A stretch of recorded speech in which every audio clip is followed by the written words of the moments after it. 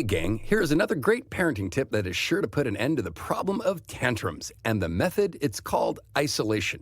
But first, let's define a tantrum and look at what not to do. A tantrum is more than just crying. It's when a child becomes overly dramatic, throwing themselves on the ground and becoming both inconsolable and irrational. And the key word to remember here is dramatic. All tantrums usually begin as a performance, and you are the audience.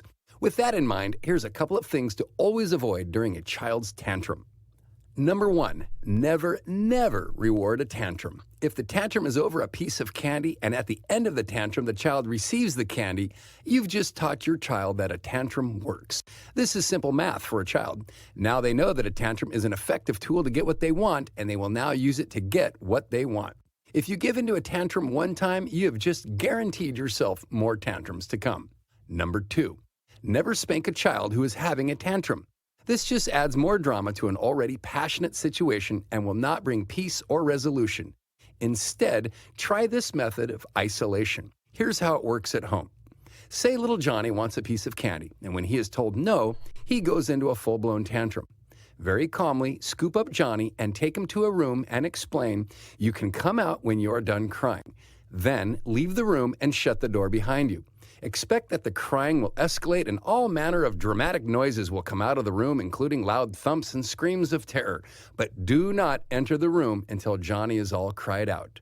Then, very calmly, open the door and say, "Are you all done? Are you ready to come out and join us again?" Assuming the tantrum is over, bring Johnny back out into the living room and explain gently why that behavior is not tolerated. And most importantly, do not give Johnny any candy. If the tantrum resumes, immediately take Johnny back to the room and repeat the process. Remember, kids are smart and can do the math. Once they figure out that having a tantrum not only doesn't work, but gets them isolated, they won't want to go there anymore. Tantrums are a performance for an audience to get a reward. Remove the reward, remove the audience, and you'll have a child with no use for a tantrum. And finally, the hardest part of dealing with a tantrum is to not get drawn into all the drama of a screaming child and get angry yourself. So, stay calm and stay consistent.